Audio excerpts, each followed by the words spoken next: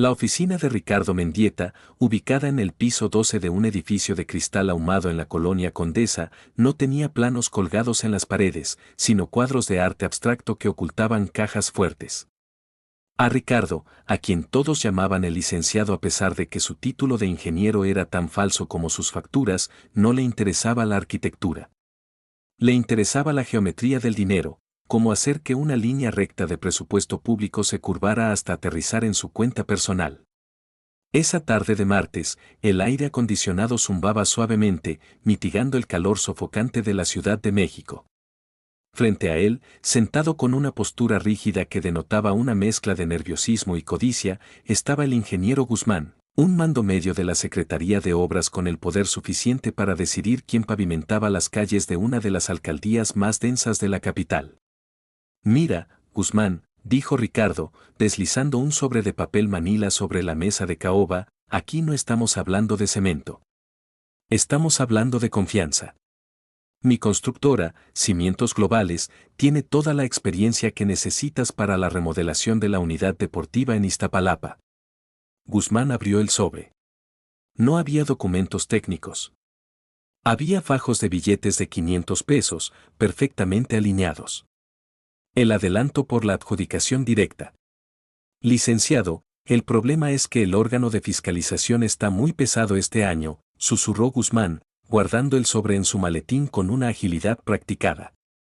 «Necesito que el presupuesto de la obra suba al menos un 40% sobre el valor real. Si no, el reparto para los de arriba no va a alcanzar». Ricardo sonrió, una expresión que no llegaba a sus ojos fríos. Esa era su especialidad. Sacó un cuaderno de piel y empezó a trazar números con una pluma Montblanc. El presupuesto original de la obra era de 45 millones de pesos.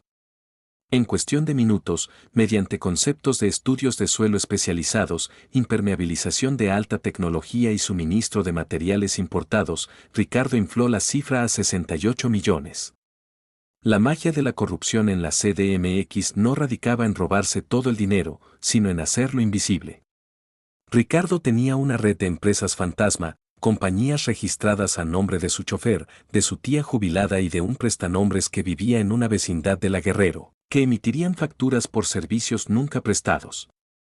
Unas facturarían la renta de maquinaria que ya poseía, otras el acarreo de escombros que se quedarían enterrados en el mismo sitio. «El diezmo ya no es del 10, Guzmán. Eso era en los tiempos de antes», sentenció Ricardo, recargándose en su silla. «Ahora, entre el moche para la licitación, la comisión para tu jefe y mi margen operativo, estamos hablando de que el 30% del total se tiene que diluir antes de que la primera pala toque la tierra». Para Ricardo, el concreto era solo un pretexto. Su verdadera obra maestra era el esquema de flujos, como extraer el excedente de los impuestos de los ciudadanos para pagar su departamento en Punta Mita y las escuelas privadas de sus hijos. Al salir de la oficina, Ricardo se asomó por el ventanal. Abajo, el tráfico de la ciudad rugía, un mar de gente que pagaba sus multas y prediales con esfuerzo. Él solo veía una mina de oro. La unidad deportiva se construiría, sí, pero con un alma de papel y un esqueleto de aire. Esa noche, cenó en un restaurante de lujo en Polanco, brindando con un vino de 3,000 pesos por la próxima grieta que, sabía perfectamente, aparecería en menos de un año. El trato estaba cerrado, el primer ladrillo de su fortuna personal ya estaba puesto, cimentado sobre el cinismo y el silencio comprado. Ricardo llegó a la zona de obra en su camioneta blindada, bajando el vidrio lo justo para no respirar el polvo fino que flotaba en el aire. Allí lo esperaba el Chato, su residente de obra, un hombre que sabía mucho de estructuras pero que había vendido su ética profesional hacía años por una nómina puntual y bonos bajo la mesa. «Licenciado, ya llegaron los camiones de la varilla», dijo el Chato, limpiándose el sudor con un trapo sucio. «Pero si metemos lo que dice el plano estructural, nos comemos el margen de este mes. El acero está por las nubes». Ricardo bajó del vehículo, ajustándose un casco blanco reluciente que jamás había visto una gota de sudor real. Caminó hacia las columnas que empezaban a alzarse como dedos esqueléticos contra el cielo gris de la ciudad. «No seas cuadrado, Chato», respondió Ricardo con un tono paternalista que ocultaba una amenaza. El cálculo estructural dice media pulgada porque los ingenieros de la secretaría son unos miedosos. Esa madre no va a cargar un rascacielos, es un gimnasio. Métele de 3/8. Y en los estribos, espácialos un poco más. Nadie va a venir con una regla a medir lo que ya está ahogado en concreto. Esa era la clave de su alquimia, sustituir la calidad por la apariencia. El plan de Ricardo consistía en una serie de ahorros tácticos que, sumados, representaban una fortuna. El cemento de grado B compró lotes de cemento que estaban cerca de su fecha de caducidad o que presentaban humedad, mezclándolos con arena de mina de baja calidad para ganar volumen. El relleno sanitario, en lugar de utilizar grava de cantera certificada para la cimentación, Ricardo dio órdenes de usar el cascajo de una demolición anterior. Enterraron toneladas de escombro sucio, pedazos de ladrillo viejo y varilla oxidada bajo las placas de concreto.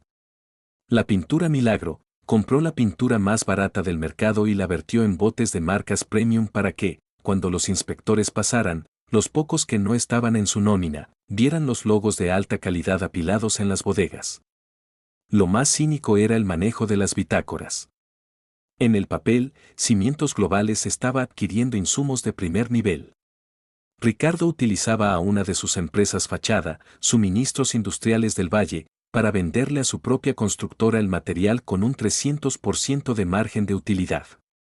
El dinero salía del presupuesto público, entraba a la constructora, salía hacia la proveedora fantasma y terminaba convertido en dólares en una cuenta de banco digital. ¿Y qué pasa si hay un sismo fuerte, Lick? Preguntó el chato, mirando con desconfianza la mezcla de concreto que parecía más agua que piedra. Ricardo soltó una carcajada seca, ajustándose sus lentes oscuros de marca. Para cuando eso pase, chato, la garantía de vicios ocultos ya habrá expirado, yo seré cónsul en algún país europeo o, mínimo, ya habré liquidado esta empresa para abrir otra con un nombre diferente. El truco de este negocio no es que la obra dure 100 años, sino que parezca nueva el día de la inauguración. Mientras se alejaba, Ricardo veía a los trabajadores, hombres que ganaban el mínimo y que no sabían que estaban construyendo una trampa mortal, palear la mezcla aguada dentro de las cimbras. Para él, cada bulto de cemento ahorrado era un nuevo reloj de lujo, cada varilla omitida, un viaje a Las Vegas. La unidad deportiva se levantaba, imponente y blanca por fuera, pero con un corazón de arena y una columna vertebral de papel, esperando pacientemente el primer movimiento de la tierra para revelar la verdad que Ricardo ya había cobrado por adelantado. La Ciudad de México tiene una memoria geológica que no perdona, y el suelo de Iztapalapa, antiguo lecho del lago, es el juez más severo para los que construyen sobre mentiras. 3 años después de que el jefe de gobierno cortara el listón de la unidad deportiva El Porvenir, la realidad decidió pasar la factura. No fue un terremoto de escala apocalíptica, fue un microsismo de magnitud 3.8, un simple tirón de la tierra que para cualquier edificio bien construido habría sido una anécdota de oficina. Ricardo Mendieta estaba en su nuevo departamento de Santa Fe, una torre de cristal que vibró apenas lo suficiente para hacer tintinear el hielo en su vaso de whisky. Sin embargo, su teléfono personal, aquel cuyo número solo conocían 5 personas, vibró con una intensidad distinta. Era una llamada de El Chato. Licenciado, se cayó. Una parte del techo del gimnasio principal colapsó. La viga de la zona norte, la que ajustamos, no aguantó el chicoteo. A Ricardo se le secó la garganta, pero no por empatía, sino por cálculo.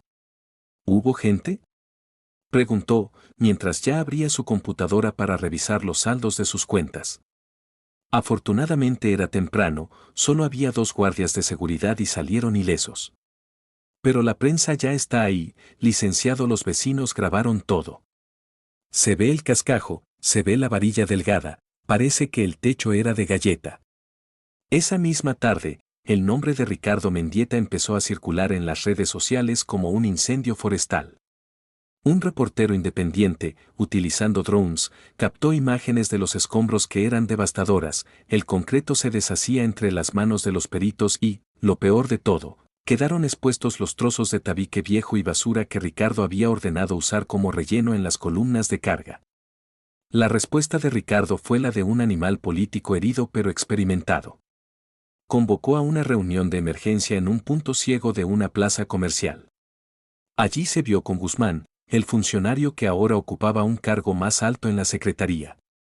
«Tienes que pararlos, Guzmán», dijo Ricardo, golpeando la mesa. «Si yo caigo, tú caes conmigo. Tengo los registros de todas las transferencias a la cuenta de tu cuñada».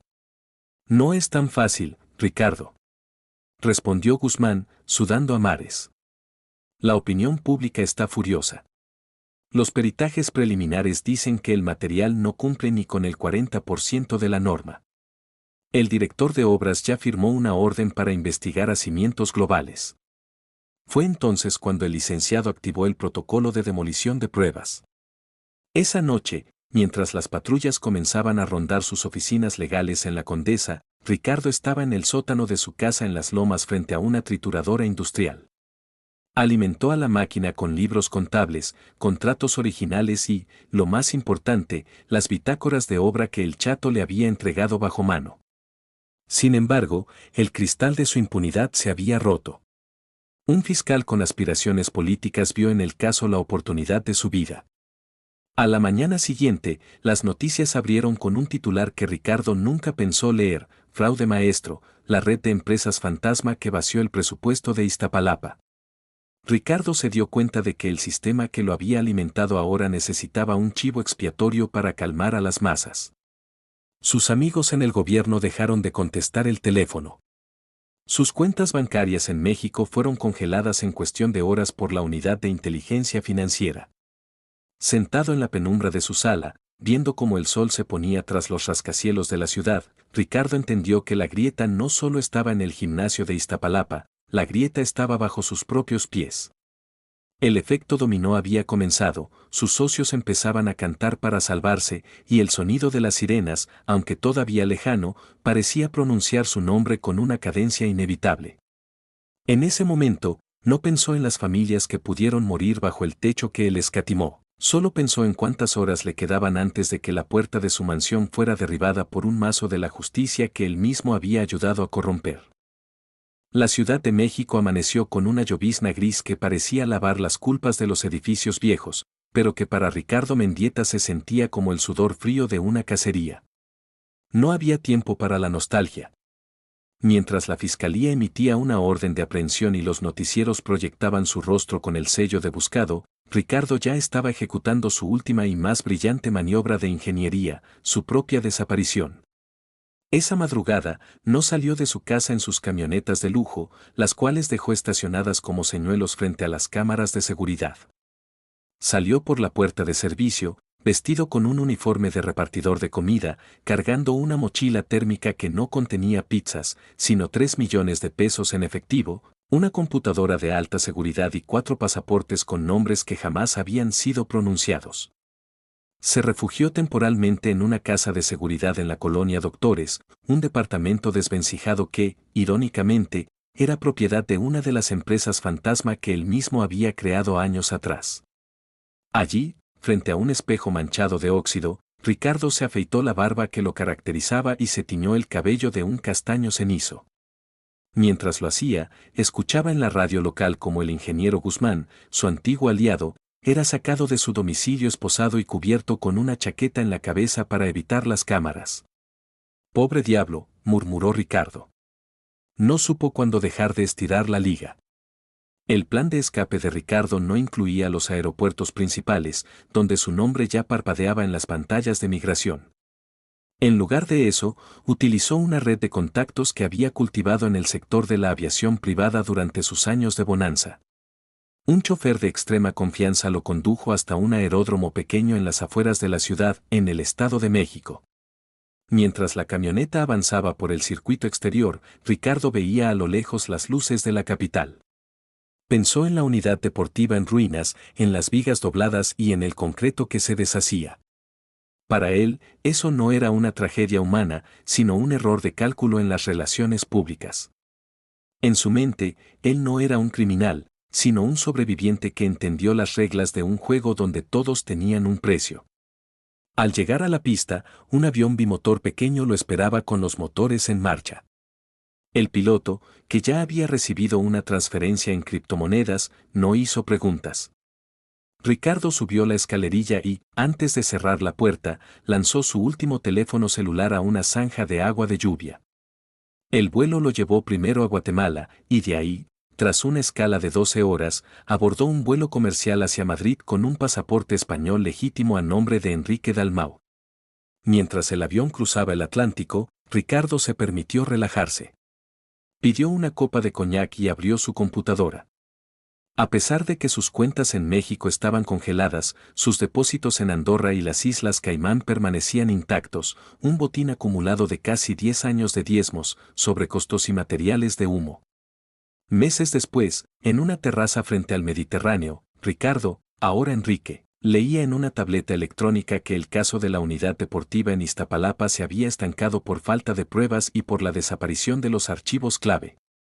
El sistema, pesado y burocrático, ya había encontrado otros escándalos con los cuales entretener a la opinión pública. Ricardo cerró la pestaña del navegador y miró el horizonte. Sabía que en la Ciudad de México, el tiempo y el polvo lo cubren todo, incluso las grietas en el concreto. Mañana, bajo su nueva identidad, tendría una cita con un grupo de inversionistas locales interesados en un proyecto de desarrollo urbano en la costa. Después de todo, el negocio de la construcción es igual en todo el mundo, solo se necesita un poco de cemento, mucha ambición y el arte de saber desaparecer cuando el techo comienza a crujir.